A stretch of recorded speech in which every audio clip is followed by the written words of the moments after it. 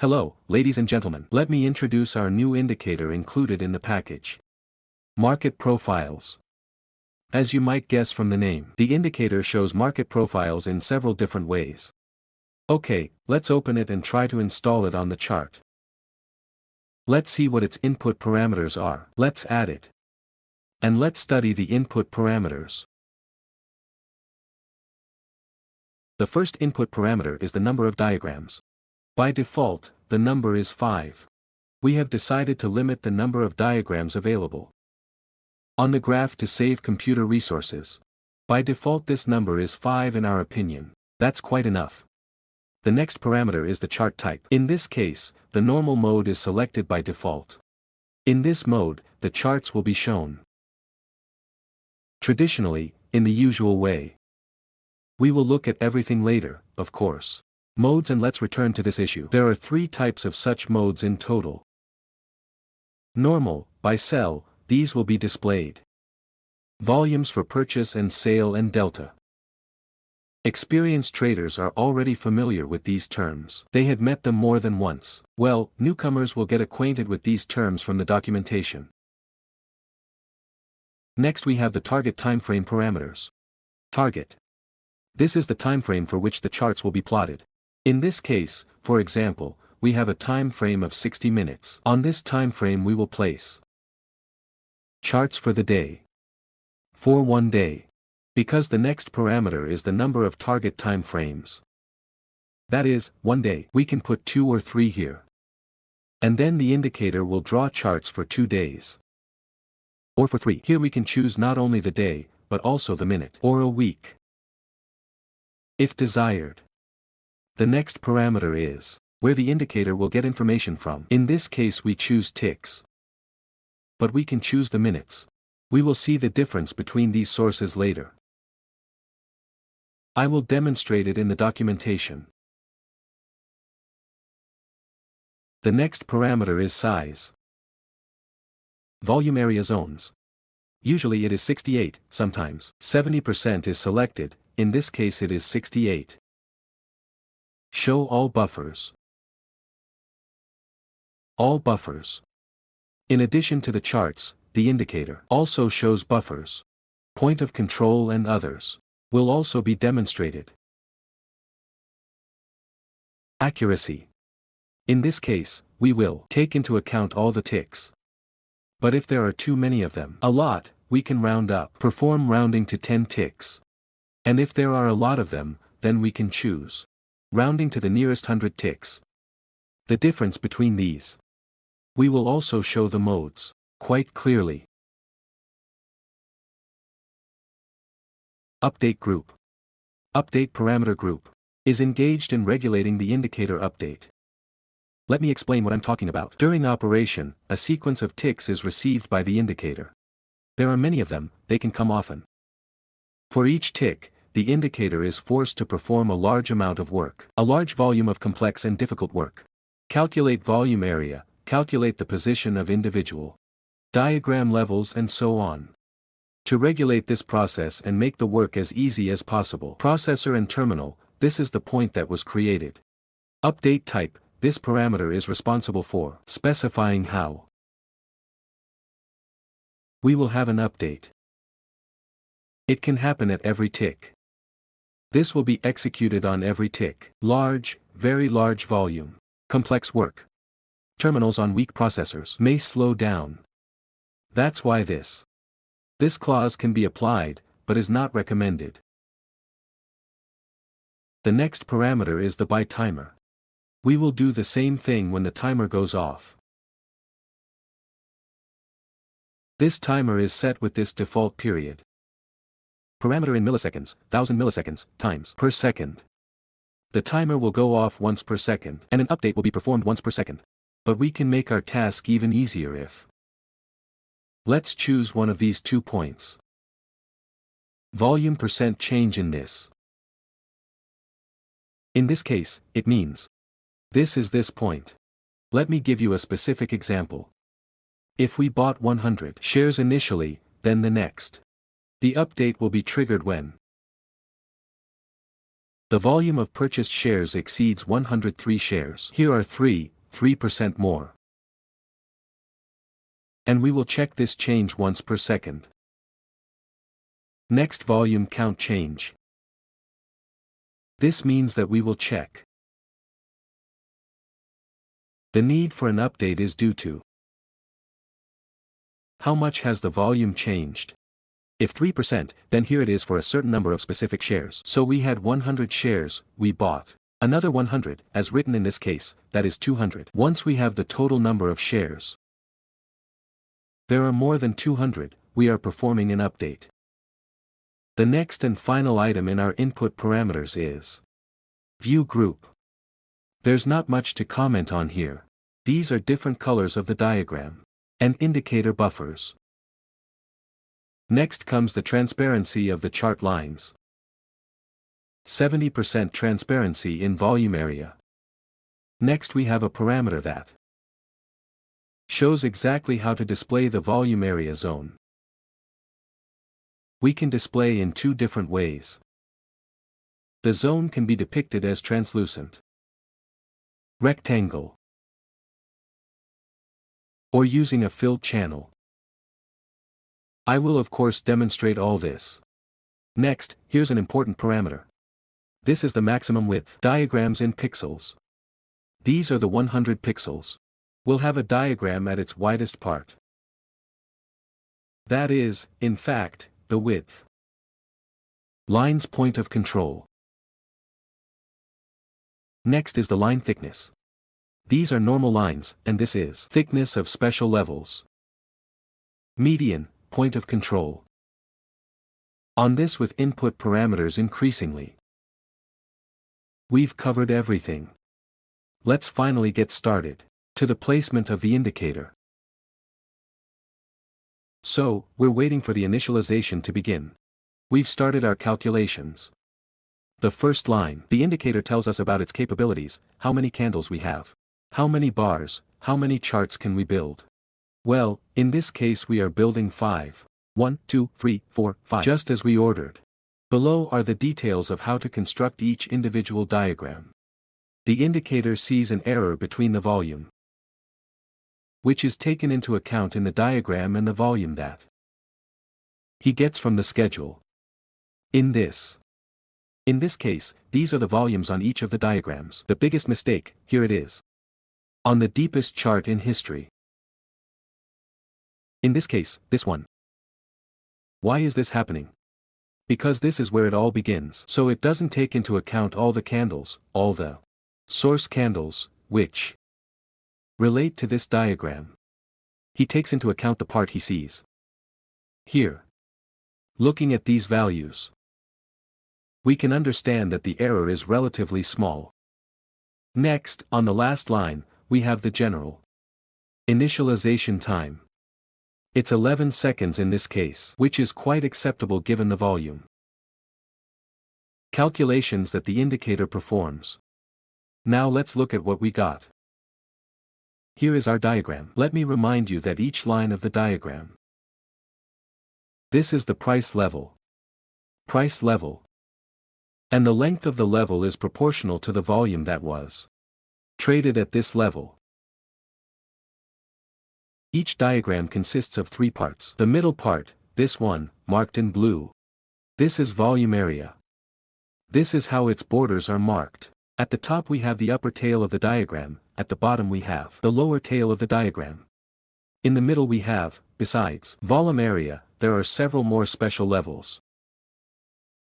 It's very clearly visible here. Here are the levels. VWAP. Then we have the green level, this is the median level. The median level divides the diagram into 2 parts. The volume of the upper part is this. The total volume is equal to the volume of the lower part, this one. This is the median level. And next to it is the point of control. Please note that volume area, we have it allocated except for this zone. And also a rectangle like this, which goes to the next diagram, which is so translucent. We also have a time series indicator.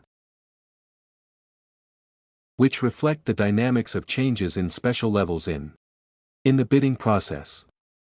Here we have the border, volume area, lower and upper. Here they were at the very end. Here they are. Accordingly, this is the VWAP line. These were the changes, the median line and the point of control. Thus it changed.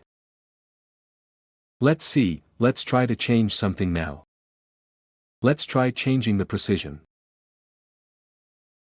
All ticks were processed. Let's round up. Price value up to 10 ticks. We'll have to do the initialization again. But it's fast. The number of levels has become noticeably smaller. Why do this? It's obvious. So that we can save money. Terminal resources. Is it really necessary to have such a large number of lines? This was in the previous regime that I just saw you. Each trader will decide this for themselves. Let's do it again. Let's bring it back for everyone. Ticks and change the display. Volume area zones.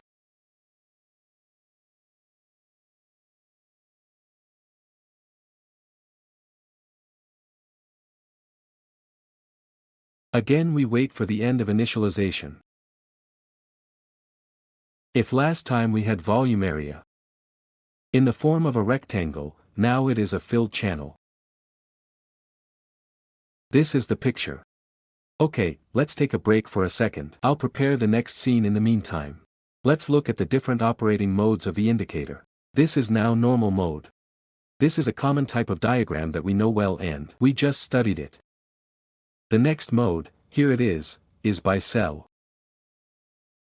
View type by cell. In this mode we get different diagrams for bid and ask volumes. Let's look at this diagram as an example. We have by volumes, we have cell volumes. Each diagram has its own special levels.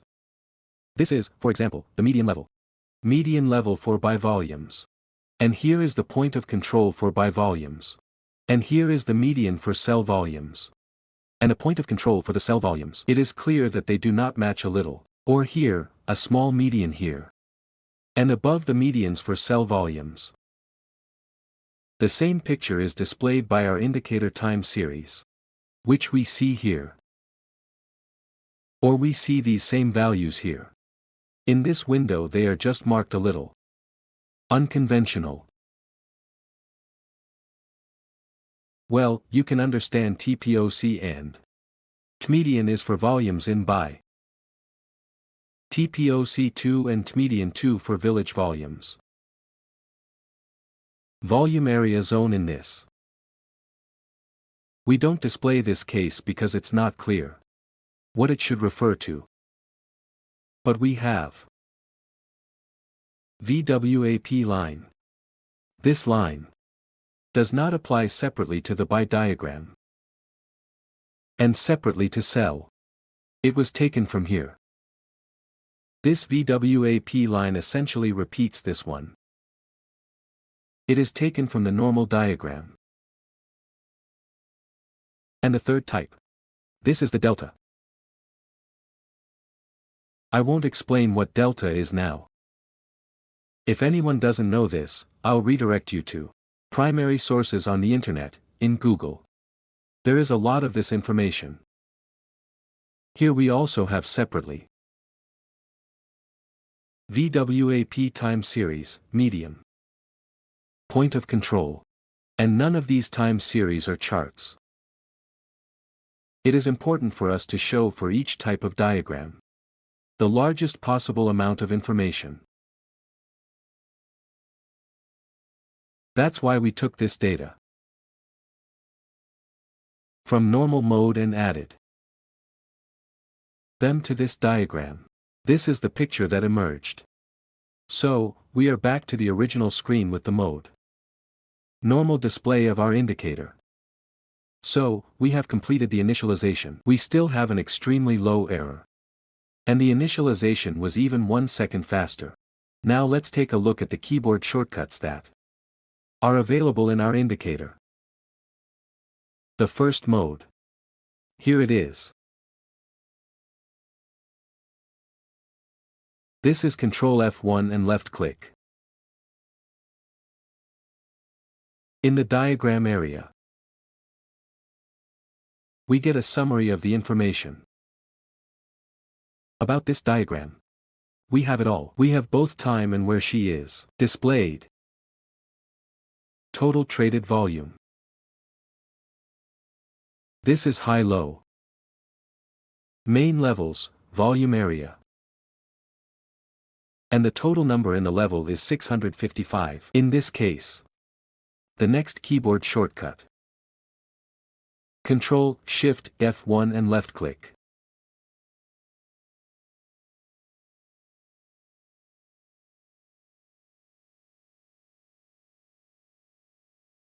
Here.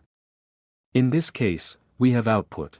Maximum of everything. We get the same information, plus the output is in the cycle. All levels of this diagram. The most detailed conclusion. Data on the diagram. It's starting. Same thing. We have time charts, that's all. Repeats this header and plus. This is the number of levels. We have a number accordingly. What level, volume? Got caught right at 0. 0 means 0.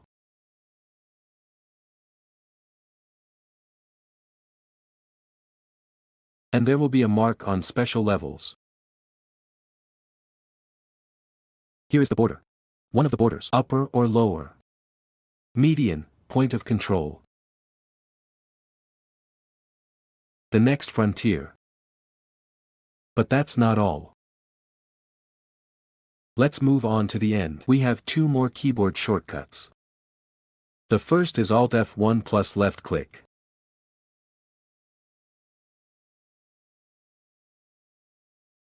We have a brief diagnostic for this diagram. What is the error, if any? This diagram. In this case, the diagram is like this. It was built for this period. Here's a mistake. Also a minor mistake. And the next combination is also with Alt. Alt, Shift, F1 plus left mouse click.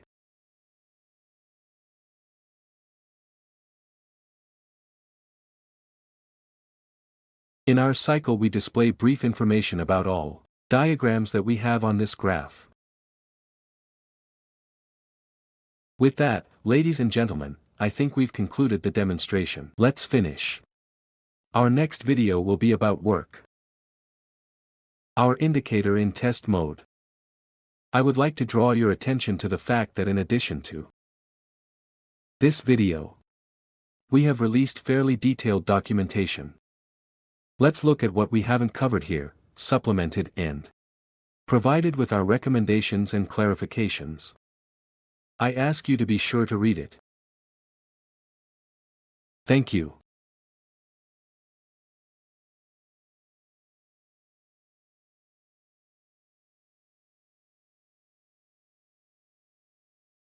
Hello, ladies and gentlemen. Let's test our new indicator. Let's install it on the chart. We won't change any values here. We'll leave the default value. This is our instrument. This is our time frame. This is where we will be now. Observe the output of diagnostic messages and the initialization process. The indicator collects data for each chart and displays it on the graph. Initialization time is 15 seconds. Which is quite good considering the amount of calculations that the indicator has to do.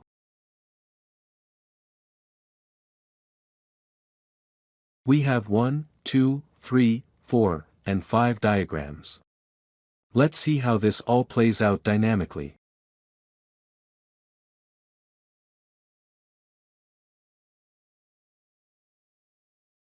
The indicator draws a diagram that is relevant at any given moment in time. Indicator buffers also keep the process of changing medians and others up to date.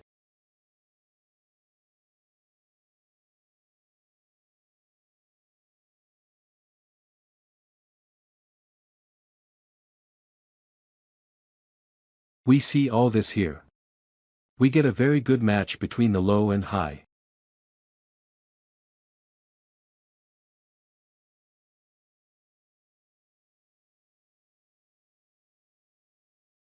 The dynamics of changes in volume area are interesting.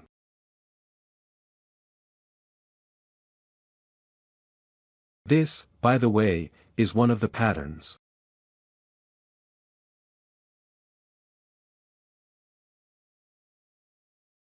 I think this is quite enough. Let's switch to the next mode now. I'll pause the recording for a second.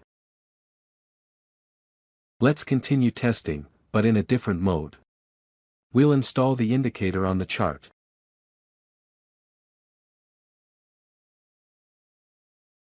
We'll select Buy, Sell mode. Wait for initialization.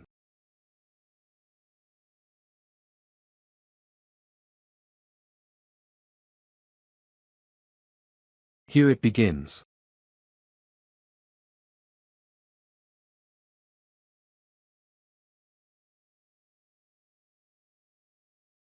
Initialization took noticeably longer, 19 seconds versus 15 last time. Obviously, the indicator had more work to do.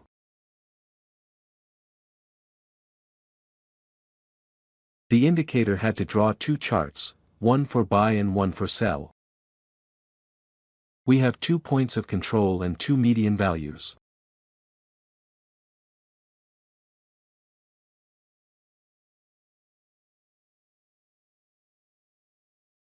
Here's the second point of control.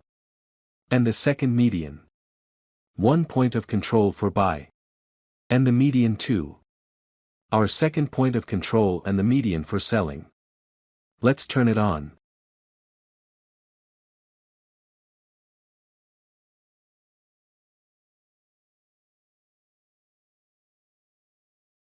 We see the same thing, as in the previous case, but only for 2 diagrams on the left and right. Let us remind you that we have left the update mode on by default. It happens once per second, so we don't overload the terminal's processor.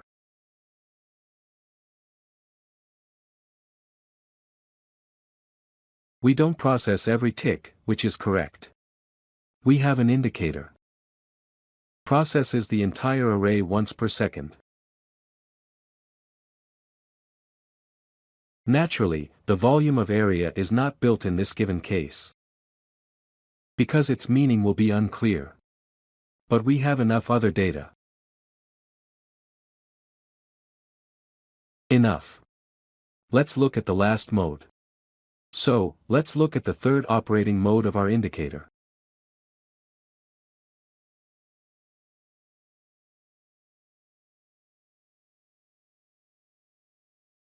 This is delta mode. We have normal, buy sell. And here's the third delta. Place the indicator on the chart and monitor its initialization. It has begun.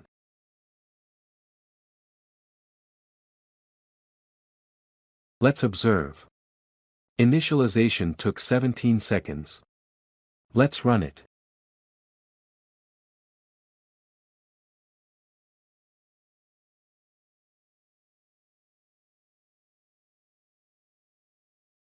We see a characteristic process. We've already observed it. Delta is drawn. Everything is the same as before.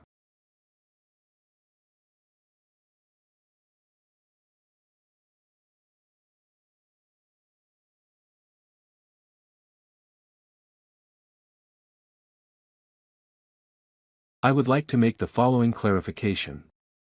There is no provision for delta-type charts. No special levels. However, indicator buffers. We still have rendering going on. The thing is, point of control and others. The parameters we see here are not relevant to these diagrams. The point of control for the delta chart is meaningless. Therefore, indicator buffers. Taken from the normal mode. They do not refer to the delta, they refer to the overall diagram, to the usual, to the standard. Unfortunately, this can be a problem, so we're talking about it. That's all for now, ladies and gentlemen. EF9 Steel isn't saying goodbye.